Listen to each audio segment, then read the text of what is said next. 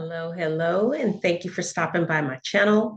My name is Valerie Oakley, also known as Coach Val, and I just wanted to get on here and share something with you that has really made a deep impact on me this week.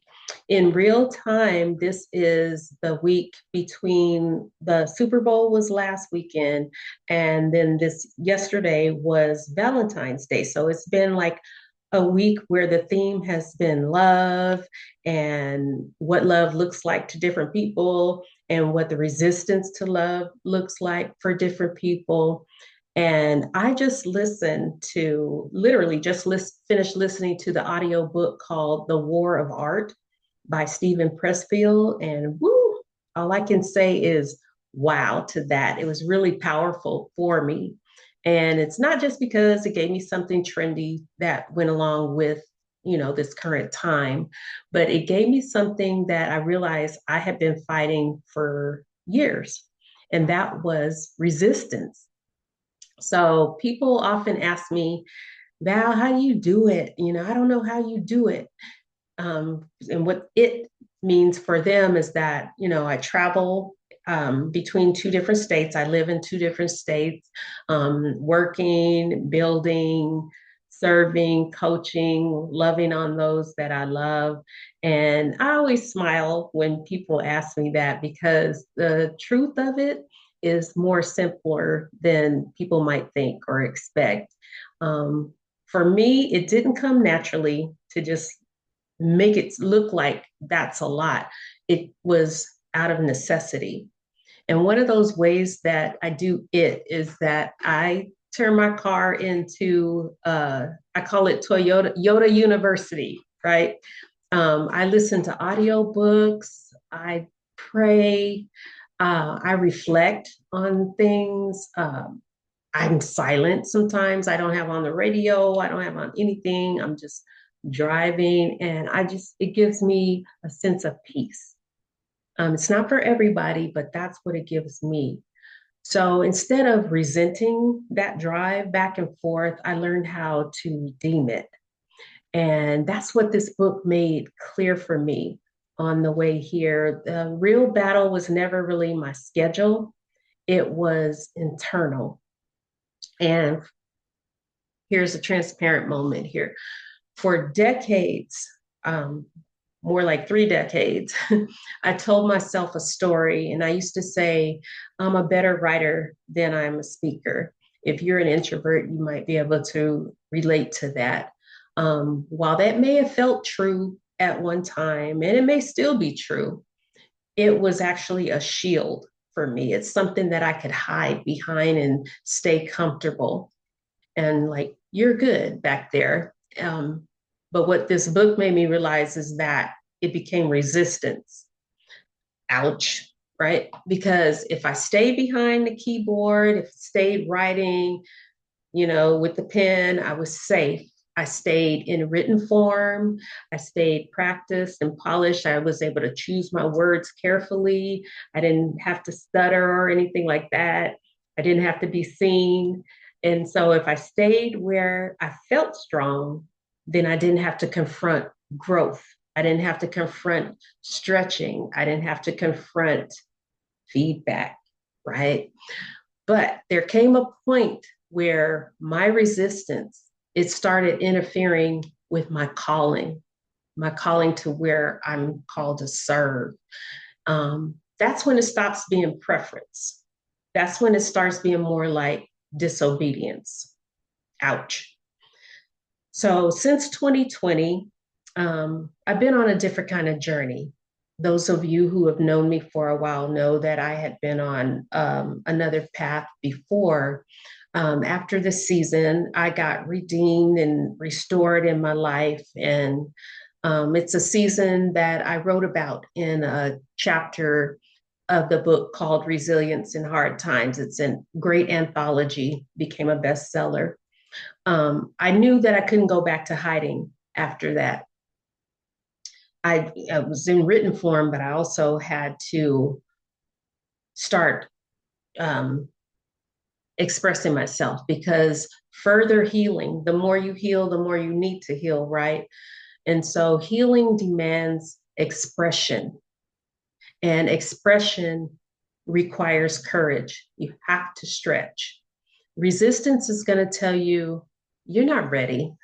You're not polished enough. You're not like them, right? You're better in the background. Why don't you just stay where it's comfortable? But growth is demanding. Growth is going to whisper something different. It's going to pull you forward and it's going to say, there's more in you. There's more that you need to give birth to and share. So the internal battle, it just got to the point where it was more wearing on me than the fear that kept showing up. And so I had to do something about that. I had to confront it. I had to do it not in a dramatic way and not loud, but just consistently. I had to connect with people who could bring me forward in that and help me polish that up. I started recording, I started speaking, I started allowing my voice to be heard, I started allowing myself to be seen, even when it was scary, even when my voice trembled, even now. And you know what I realized about that is that resistance begins to lose its power when you take steps, when you just do it anyway, whether you're comfortable or not, not when you feel confident, not when you feel perfect, just when you take steps and you move anyway. So, yes, my car, it became my university, but to speak with the book, The War, it also became my battleground because on those quiet drives, I had plenty of time to ask myself and to decide, am I going to shrink or am I going to stretch? Am I going to become? Who am I becoming? And I chose to just be a better steward. I wanted to be a better steward over the time that I already had. I wanted to redeem those in between spaces and in between time. And I just chose to surrender over trying to be in control. And here's what I learned about that. We spend so much energy trying to control outcomes, trying to control perceptions of what other people might think, trying to control timing. And sometimes the most powerful thing we can do is just surrender. Surrender to who we are, surrender to who we're becoming, surrender to who we are called to become, because we really can't control the outcomes. So, surrender does not mean that you're being passive. It just means you're working to get into alignment. It means that you're asking, what's already in my hands? Like scripture asks, or Jesus asks in scripture, what space can I redeem? What fear is pretending to be wisdom in my life? If you've ever asked yourself or said to yourself, rather, that you don't have time, I don't have time, I'm better behind the scenes, I'll do it, I'll just do it later. Trust me, I know. Like I said, I know 3 decades this has been in the works for me. And I want to ask you if you've ever said any of those things to yourself. Is that the truth or is it resistance? Because for the people I serve, the caregivers, the high capacity women and men, those who show up for everybody else and serve everybody else and love on everybody else, almost at the expense of themselves. Resistance often disguises itself as responsibility. Uh-oh. Watch your toes, watch your toes. It sounds productive. It sounds practical. It sounds reasonable. It even sounds noble, but it's going to keep you from expansion. It's going to keep you from stretching. So I'm not here to tell you to do more. I'm not telling you to do it like I do, right? I'm just here to invite you to steward what you already have in your hands, the time you already have. We all have that same 24 hours. Maybe your car, is your classroom. Maybe when you go walking, maybe your walk or your workout is your sanctuary. Maybe your kitchen is your prayer room. Maybe your closet, like the movie, is your war room. But growth doesn't require that you just have a totally different life. It requires the intention inside what you already have. So listening to the War of Art, it didn't make me somebody new. I didn't become a new me. It just confirmed the journey that I've already been on. And I think that's why it impacted me so deeply and why I'm honored to be able to share that with you. I have lived resistance, and I've also lived what happens when you confront it. And this is what I can tell you. On the other side of resistance is something beautiful. It's clarity. On the other side of clarity is more courage. And on the other side of courage is your calling. So if this resonates with you, I would love to hear how you are stewarding the spaces that you already have. If this impacted you, let me know what impacted you in the comments. Give me a message or email me. There's some links to how to connect with me in the description. And I also host this group that's called the Caregiver Renewal Series.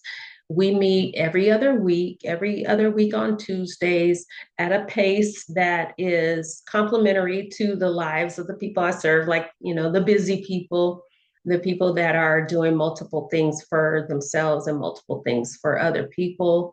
And we do it seasonally.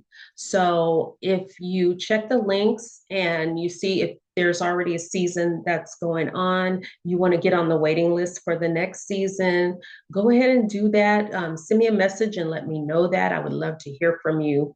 Or, like I said, comment and let me know what landed for you in this video. Like, share, subscribe, do all those things. And yeah, come back. Come back. I would love to keep this going. So you do not have to fight dramatically.